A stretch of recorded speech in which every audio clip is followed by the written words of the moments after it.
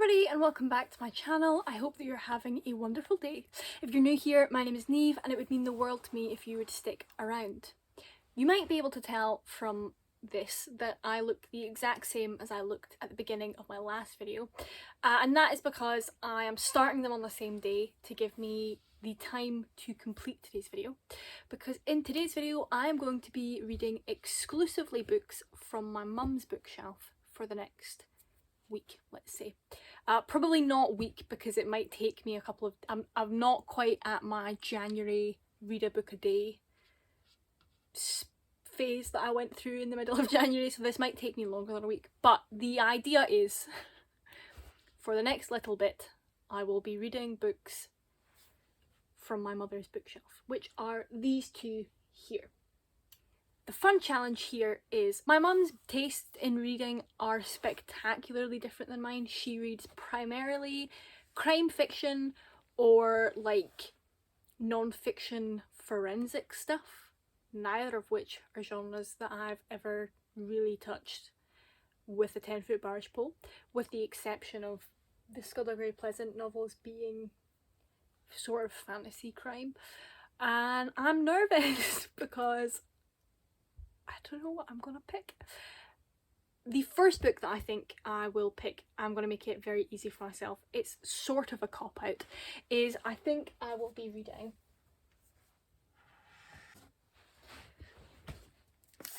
Shoggy Bane by Douglas Stewart. This is my mum's. It is a book that I want to read and I'm going to take advantage of the fact that she has it to read it. But after this, it is going to get difficult. I don't know what I'm going to pick. I'm hoping the Kindle gives me some more options than this, but we shall see. I will hopefully check back in soon with the results of this one and we'll move on from there. Hello. So before I start reviewing Shoggy Bane, I would like to ask that for the remainder of this section of the video that we ignore the hair dye that's currently all over my hands, because I can't get it off. And I know if I was watching a video I would be like looking at it, so it's hair dye, we're all good. But yeah, let's pretend together that it's not there. And hopefully by the next clip it will actually be gone. Okay, so the first book I read for this video, as I said in the last clip, was Shoggy Bane by Douglas Stewart. I will read you the blurb of this book and then I will get into my thoughts. Agnes Bane had always expected more.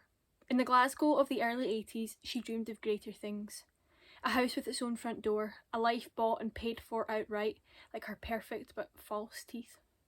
When her philandering husband ups and leaves, she and her 3 children find themselves trapped in a mining town, decimated by Thatcherism. As Agnes increasingly turns to alcohol for comfort, her children try their best to save her, yet one by one they abandon her in order to save themselves. It is her son Shoggy who holds out hope the longest, but Shoggy has problems of his own. Despite all his efforts to pass as a normal boy, everybody has started to realise that Shoggy is no right. Agnes wants to be there for her son, but her addiction has the power to eclipse everything close to her, even her beloved Shoggy. Laying bare the ruthlessness of poverty, the limits of love and the hollowness of pride, Shoggy Bane is a blistering and heartbreaking debut from a remarkable new writer. Yeah, so not a light book by any stretch of the imagination. I found it really difficult to put like a number system on a review for this book. Usually I give it something out of 5 stars, but I'm finding it very difficult to do that. This book is written phenomenally well, especially as someone who is from Glasgow. The way that Douglas Stewart builds Glasgow up not only as a setting but also as almost like a character of its own within this novel really is like extremely commendable. He's done it so well, and you can especially tell that because this book kind of switches between being set in the early 80s and the early 90s, and that's not a Glasgow that I have any first-hand experience of. The majority of this novel takes place in the 80s, and being an adult with a family of young children in the 80s is a life experience that like my grandparents would have had, not even like my mum.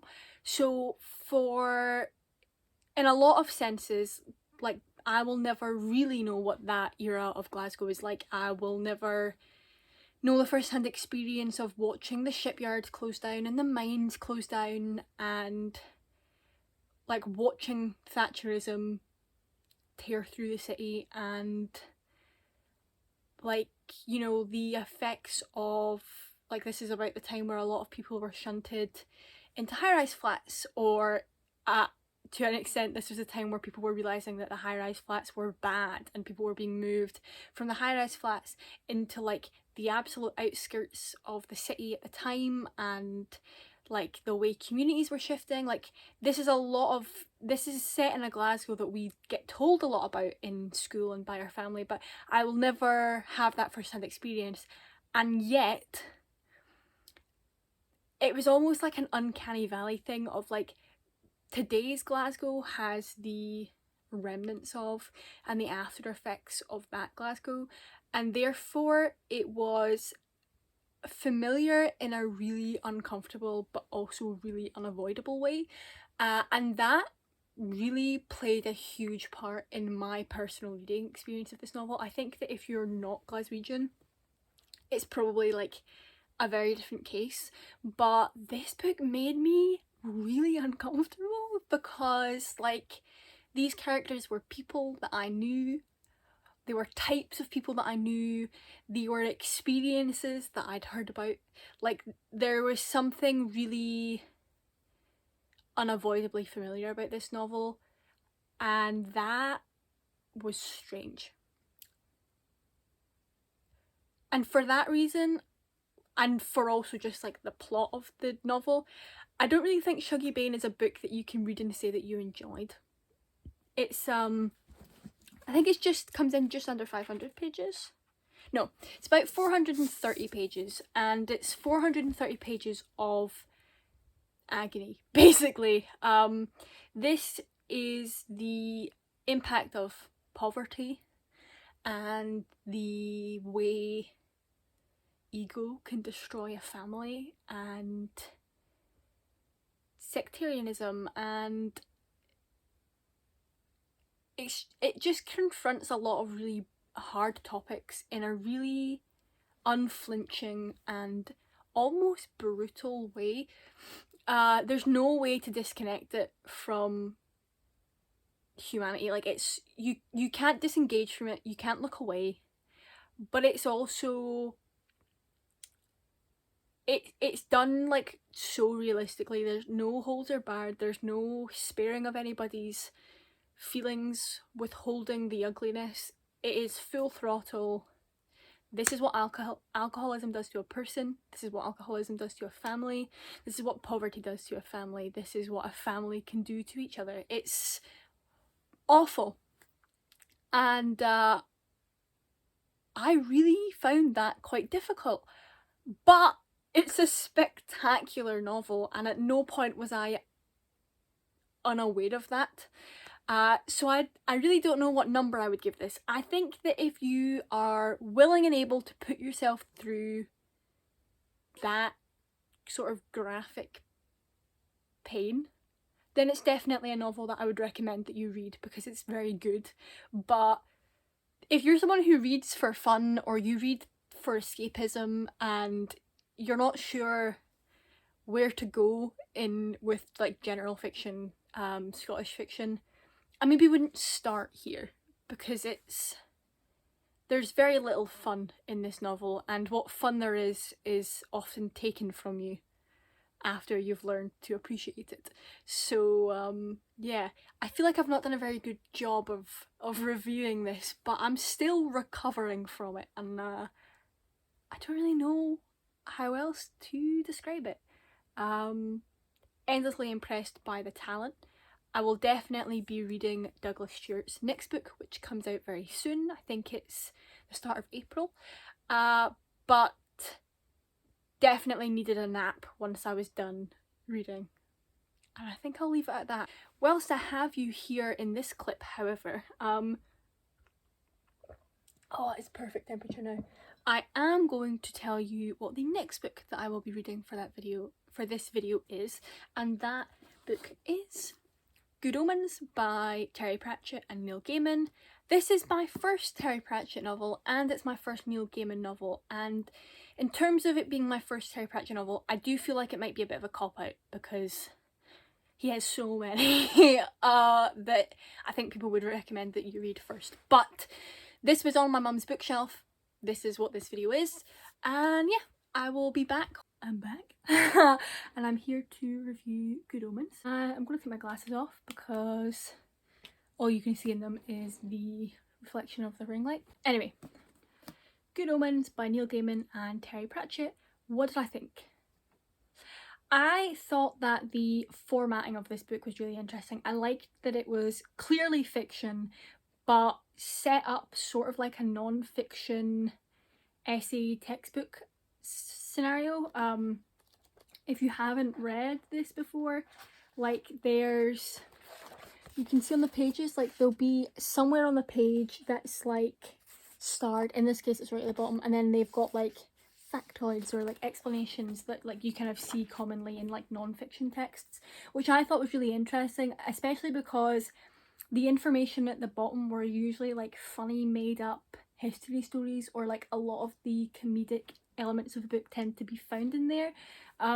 It's just like an interesting way to read a novel that I hadn't experienced before.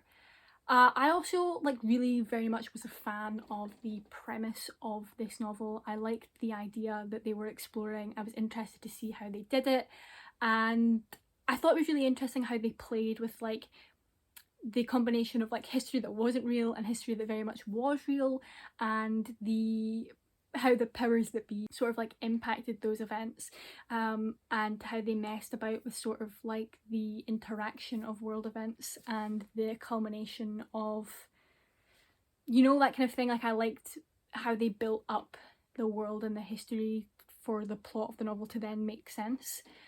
However, I wasn't a huge fan of all of the execution of it. I think that by nature of the book having so many central characters who play a part in the novel, and also like having enough like side characters that those characters have characters to interact with, we had to jump between perspectives really quite often to be able to like get everyone's view, and I just found that I ended up getting a bit annoyed that we didn't get to spend more time with each of the sets of central characters. I would have liked to have seen more of Crowley and Aziraphale. I would have liked to have seen more of Adam.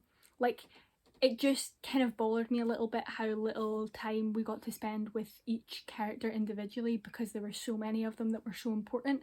And I think that's a personal thing. I don't tend to read books with more than 3 point of views, so it just was something I wasn't used to, and I don't think I necessarily was a huge fan of that. I think if there had been like 1 or 2 less, it wouldn't have bothered me. There was just like too many. Also, some of the jokes in this book, or like the sort of comedic atmosphere, really work, but there are a lot of jokes in this novel that just don't really hold up, and going into it now, I was a bit let down by some of the jokes that were just sort of like blatantly punching down. I would assume from what I kind of know, especially with Neil Gaiman now, that they would not say those things if they wrote the book now, but they did say the things when they wrote the book then, and I wasn't a fan of that. Yeah. Overall, I think it is probably a very good book, but it's just slightly too much outside of my taste for me to have like really enjoyed it. I am, however, very glad I read it. It's a book that I would be curious if I came back to in a couple of years, if my opinion of it would change. Like maybe if I got more into fantasy or more into sci-fi and things like that, if then coming back to this book my opinion would change. But at current, it was like a 3.5. I enjoyed it. but that was about it. And yeah, I think I'm going to leave the video here. I had originally planned to aim for 3 books, but just because the books that I'm reading are a little bit out of my comfort zone, it's taken me a bit longer to get through each one than I had originally anticipated, and this video will take a while if I try to put another one in. But I have really enjoyed the challenge of this video, so I think I will do another one, like a part 2 of this in the future. I hope that you enjoyed this video. Let me know in the comments what you think of the books that I've reviewed. I feel like they're 2 very contrasting books, so it would be interesting to hear like opinions of both of them from like those 2 kind of different reader demographics. I hope that you enjoyed this video. If you did, be sure to let me know, and I will see you again soon. Bye bye.